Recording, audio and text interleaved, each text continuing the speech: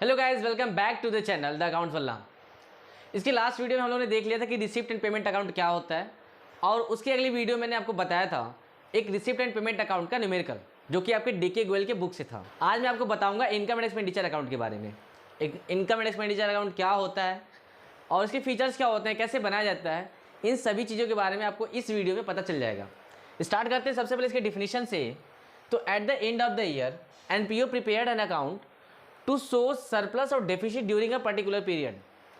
Actually होता क्या है, हम लोगों ने जो क्लास 11 में पढ़ा हुआ था प्रॉफिट एंड लॉस अकाउंट, कुछ इसी तरीके से बनता था क्या।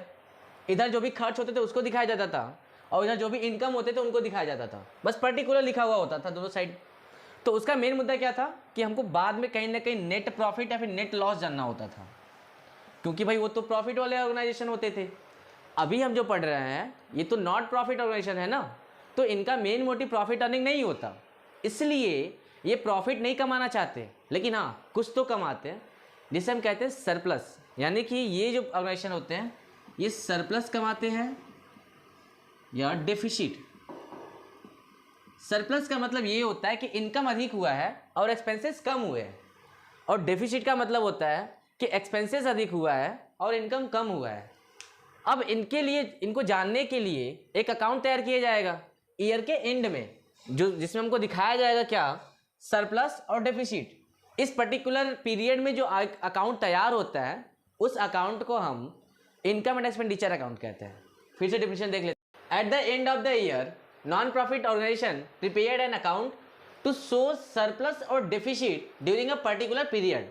यानी कि ईयर के एंड में नॉन प्रॉफिट ऑर्गेनाइजेशन के द्वारा एक अकाउंट तैयार किया जाता है, जिसमें ये दिखाया जाता है कि कितना सरप्लस हुआ और कितना डिफिसिट हुआ एक पर्टिकुलर पीरियड में।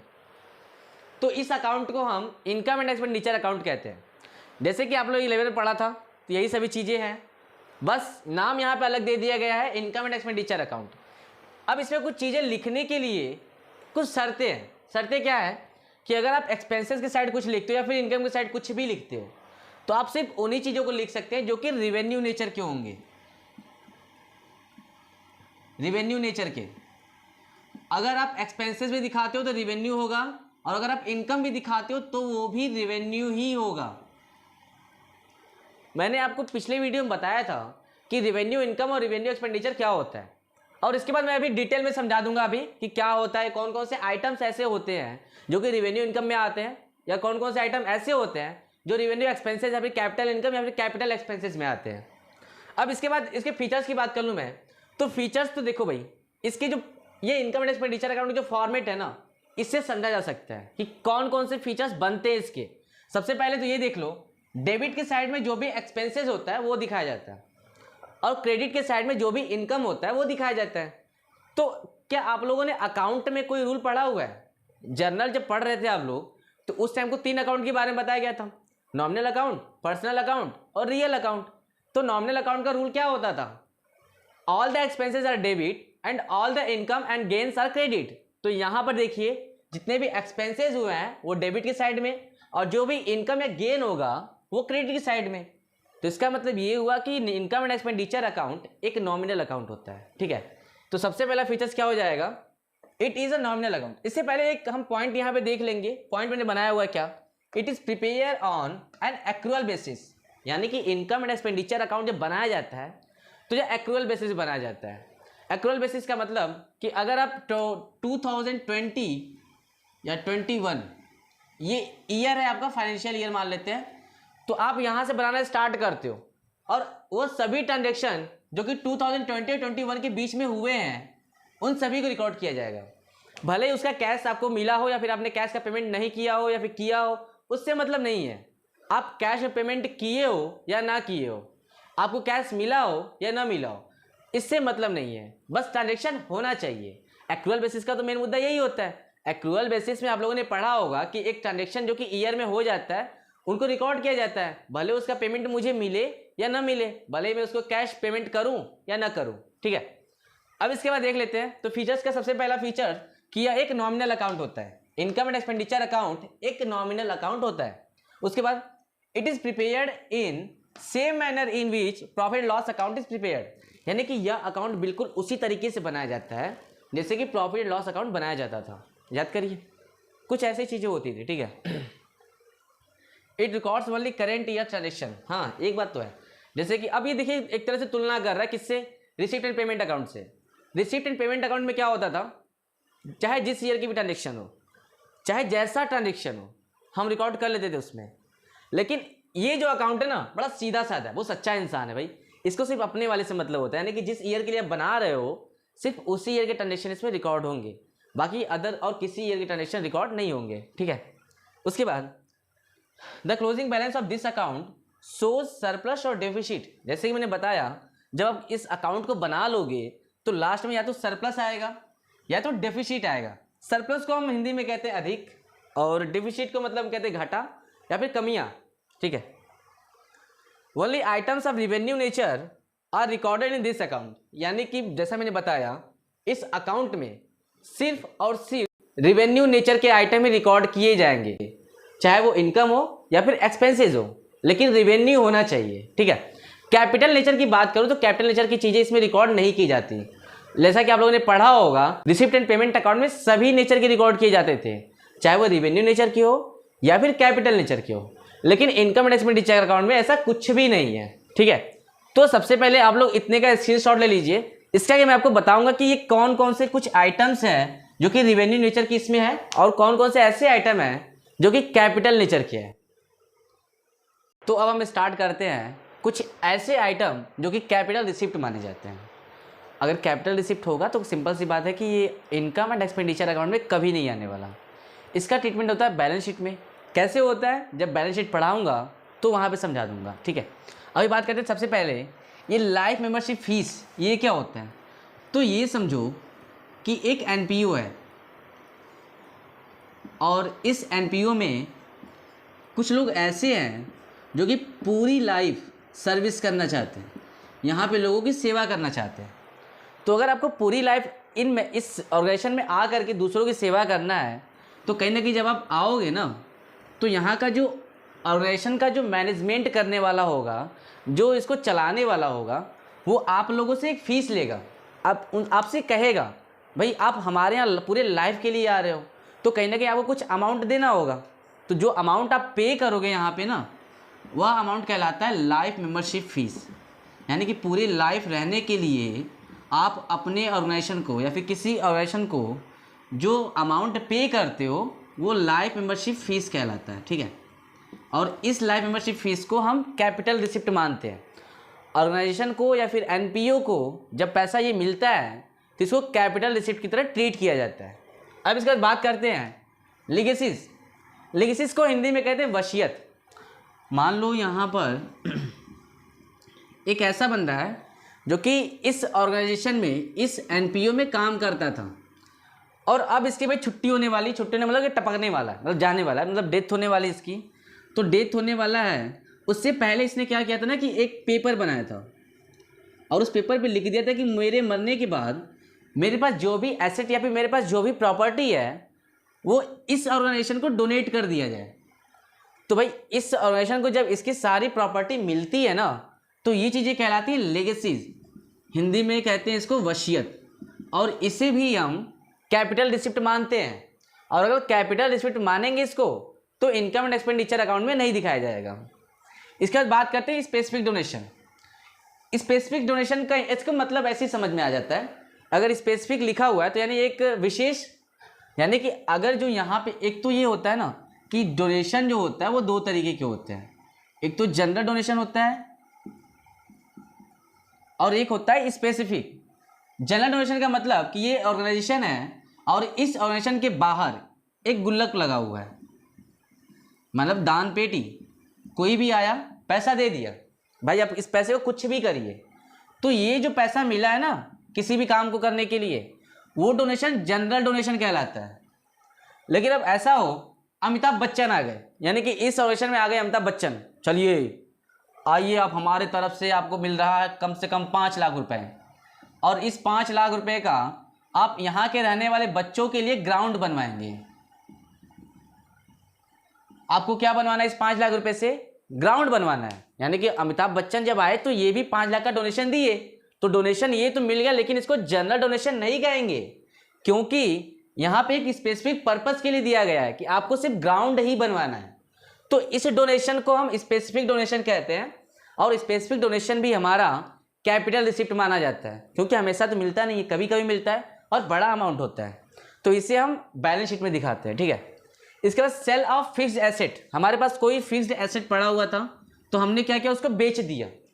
उसको बेचने से जो हमारे पास पैसे आएंगे, जो रिसिप्ट होगा, उसे भी हम कैपिटल रिसिप्ट मानते हैं। तो उसका भी रिकॉर्ड, हम उसको भी रिकॉर्ड करना हो ना, तो कहीं ना कहीं इनकम एंड एक्सपेंडिचर अकाउंट में रिकॉर्ड नहीं किया जाएगा, जब भी होगा तो बैलेंस शीट में किया जाएगा। ठीक है, अब बात करते हैं कुछ ऐसे रिसिप्ट की जो कि रेवेन्यू नेचर के होते हैं।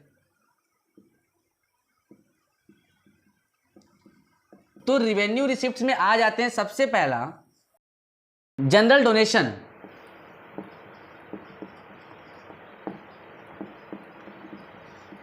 तो जनरल डोनेशन का मतलब कि एक ऐसा डोनेशन जो कि समय समय पर हमेशा सब लोग देते रहते हैं, चाहे जो भी आया, मतलब ऑर्गेनाइजेशन के बाहर एक पेटी रख दिया गया और उस पेटी में कोई भी आ रहा है, 2 रुपये, 4 रुपये, 10 रुपये, 20 रुपये हमेशा देता रहता है। तो इस डोनेशन को हम जनरल डोनेशन कहते हैं। और यह डोनेशन क्योंकि जनरल है, इसलिए इसको इनकम एंड एक्सपेंडिचर अकाउंट में लिखते हैं हम लोग। क्यों लिखते हैं, रीज़न ये भी है कि रिवेन्यू रिसिप्ट माना जाता है ये, क्योंकि डेली मिलता है। ठीक है, इसके बाद बात करते हैं हम लोग सब्सक्रिप्शन की। सब्सक्रिप्शन का मतलब चंदा। अच्छा, ये बहुत अच्छा कॉन्सेप्ट है। जैसे ये ऑर्गेनाइजेशन हुआ, तो अब ऑर्गेनाइजेशन में अगर यहाँ पे 8 लोग या फिर 5 लोग मिल करके ये ऑर्गेनाइजेशन चला रहे हैं, तो क्या लगता है कि सभी चीज़ें दूसरों पे ही डिपेंड होगा क्या, कि भाई कोई डोनेशन करेगा तभी चलेगा सब कुछ? नहीं भाई, हो सकता है कि हमारे इस ऑर्गेनाइजेशन को चलाने के लिए डेली के भी कुछ खर्च हो, और डेली के जो खर्च होते हैं, ऐसा है नहीं कि बाकी लोगों से ही सारा का सारा मिल जाए तो उसी से पूरा हो जाए। तो हम क्या करते हैं कि जितने लोग मेंबर होते हैं, जो लोग मिल करके इस ऑर्गेनाइजेशन को चला रहे होते हैं ना, ये फिक्स करते हैं कि भाई हर महीने या फिर हर साल में सभी लोग कुछ अमाउंट इसको, इस ऑर्गेनाइजेशन को सब्सक्रिप्शन के रूप में देंगे। फॉर एग्जाम्पल में सभी ने ये डिसाइड कर लिया कि भाई हाँ, हमको हर महीने 100 रुपये करके इस ऑर्गेनाइजेशन को देने हैं। तो हर महीने क्योंकि मिल रहा है, ऐसा तो है ना कि कभी कभी मिल रहा है। तो इस सब्सक्रिप्शन को जो मिल रहा है ऑर्गेनाइजेशन को, इसे हम रिवेन्यू रिसिप्ट मानते हैं। रिवेन्यू रिसिप्ट का मतलब कि हमेशा मिलता रहता है, और इसको अगर रिकॉर्ड करना हो तो इनकम एंड एक्सपेंडिचर अकाउंट में हम करते हैं। बिल्कुल ठीक है। उसके बाद बात करते हैं हम एडमिशन फीस। तीसरा,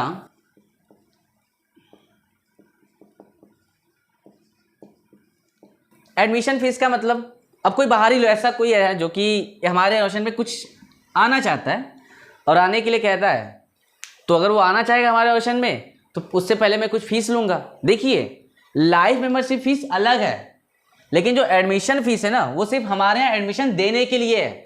आप चाहे जब भी आ सकते हो और चाहे जब भी छोड़ के जा भी सकते हो। तो जब दोबारा आओगे तो फिर आपसे एडमिशन फीस लिया जाएगा।